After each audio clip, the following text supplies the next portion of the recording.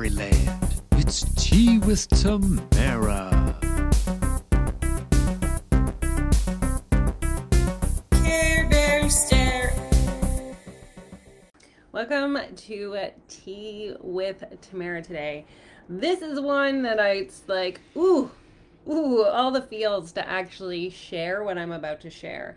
And I'm sharing it for a couple different reasons. I'm sharing it as part of the expression of what I believe my integrity and my values is as a company and a business, which is to share in the vulnerability as I'm feeling it, as opposed to really assessing it and getting it just right and like making sure I've got all the T's and the I's and all of that, because to me that's not ever how I've shown up for you guys, and I don't want that to be how I show up now. I want to be like, ooh, I ripped off this band-aid yesterday and this is what I'm feeling right now once I ripped off this band-aid. So the backstory here is that I grew up in a house with severe mental illness, and I share that a lot, but I don't share how that has affected me as a daughter, as a caregiver, as a mother. And it's because, I mean, in some way I see it as, you know, a gift that mental illness is such a unique experience to witness, and I've had a brief glimpse into it, but I don't experience it to the level that the loved ones that I have experience it. And so there's this nuance of wanting to understand it, not understanding it, wanting to help and save those I love, not being able to, shifting myself to be in a constant state of managing other people's emotions, realizing I don't have to manage them. And it's just been this push and pull for as long as I can remember. And it still is. And I'm going to share a very personal story on Saturday as well, in my email.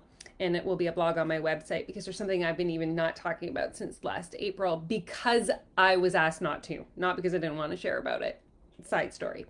So being in a space where I was very hyper conscious about what I said. I mean, hyper conscious to the point where if I said something wrong, I was in fear that my loved ones would hurt themselves, like physically hurt themselves. And it might make me emotional, because in a mastermind I was in yesterday, my coach, Jesse Johnson, like literally said, like, if you said something, people could die. And I was like, that made me so uncomfortable, because that's what my brain tells me. If I say certain things to certain people, I put them at risk of hurting themselves into a space of even committing suicide.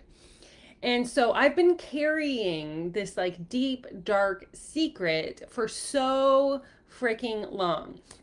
And I was asked to raise myself into a space of honoring the process of delving deep into the internal body so that we can hold more for our clients, more for our loved ones, more for the people who stand before us and desire that is which is our stardust, our gift, our light. And in order for us, or for me to do so, I have to be willing to go into the dark recesses of my own being so that I can hold space and containers for my clients and my loved ones even deeper and better. So here it goes. We're looking under the hood of Tamara's deep dark secret. I showed up in a call. So I went to India in February, and it was transformational. And there were points in India where I saw, when you're spending 3 weeks nonstop with people, like nonstop, like you don't have a break. You can't just tuck away. There was no like time. It pulls up all of your uncomfortable bits. Like the things that I could be like, ooh, I don't want to hang out with these people. I'm just going to go inside and like hide away. And like, I'm going to read my book. I'm going to do whatever. Wasn't available. And so again, I got that push pull of like, oh, I'm super fucking annoyed. But I don't say that, because if I'm annoyed or I tell people what I'm really thinking, they could hurt themselves. Right? So that's the story that's been playing in my head since I was a child. So what I ended up doing is getting into this extreme place of judgment, you guys. The person who wants to be positive all the time and be sunny and shiny and light and make everybody feel good and all those things is a judgy judgerson who literally in my head, at some point I was questioning, I think I judge everything and everyone. I judge. I'm such a judgy judgerson. And in the judgment of others, who I'm like really judging in all of this is myself, y'all. But at the same time, when I would get to this place of being annoyed or frustrated or angry, I would default into not wanting to say anything because I didn't want to hurt them. And because if I hurt them, something bad could happen. And I would push it down and I would go into a space of judgment. That was my safety. That was my protection. That was how and I mean, this is all coming up since yesterday. And I feel really fucking good. I feel really fucking good today to see it.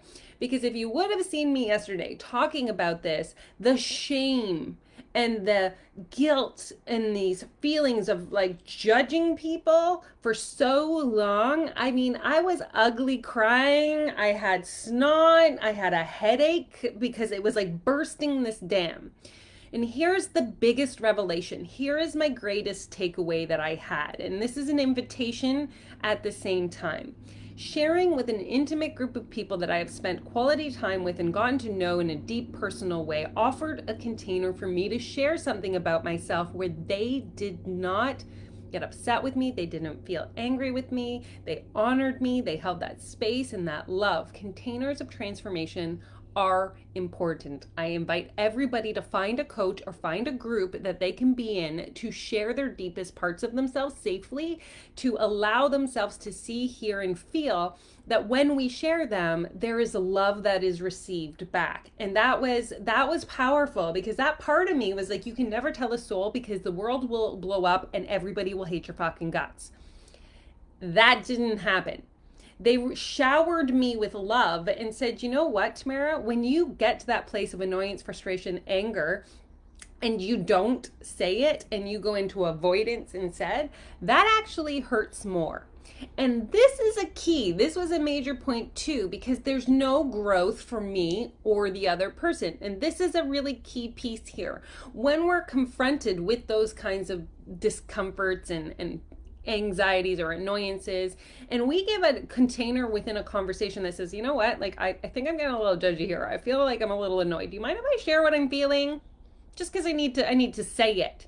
And it doesn't have to be like an attack. It can be like, ooh, I'm feeling something and I want to share it with you. Are you safe enough? Are you comfortable enough? Are you okay enough to receive this from me without taking it on as being about you? And I was like, what would that feel like for both parties to hear? Because there was a point in India where I did open up to that. And somebody literally called me a Pollyanna. And it's been the greatest gift that I ever received. Because for me, that's exactly what I've done to be safe. Put on the mask and act as if the light is all good and everybody's shiny happy. And like, don't get too, I don't know what to do with your darkness, right? And so that conversation alone was a gift for me to start digging, to dig. And so there's these powerful conversations and invitations that we can have to take ourselves deeper. And in those moments of annoyance, frustration, anger, whatever, when we set the container, hey, you know, I got something. My little judgy self wants to come out. She wants to be heard. Or like, you know, I want to feel like I can share this and you're not going to kill yourself or hurt yourself. Oh, that feels so good to say right now. You guys don't even know how long I've been holding on to that. I just want to, honor that. That's a big deal. Big deal.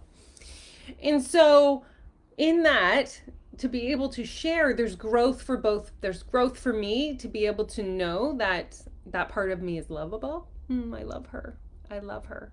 And there's growth for the other person to receive it. And like for me, being in the receiving end of somebody who's like, okay, I got to tell you something that's annoying me about you. And they share it. I got their choice in that to be like, is that mine? Does that make, like, is this something that I know about myself? And what can I do with this information and this experience? And it offers growth to both parties involved.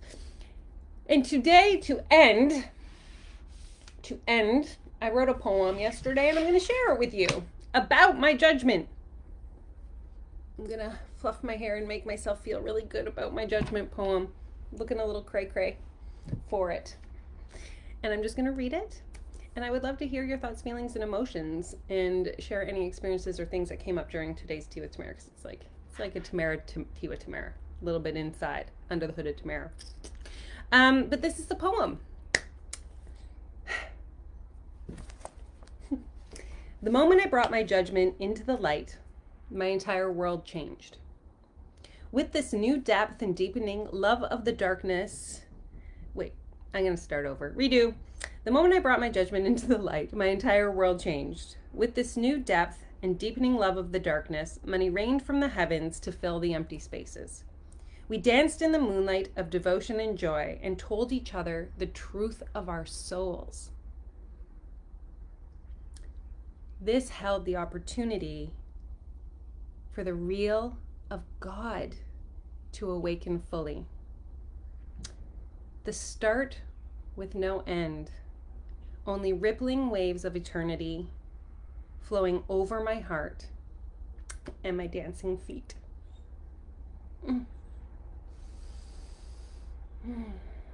Letting that part out that I thought was the deepest, darkest, devilish piece of me into the light has changed me today and forever. And I'm sharing that experience with you in the moment. And I love you all. And I think you're magical as fuck. And I would love to hear how this hit.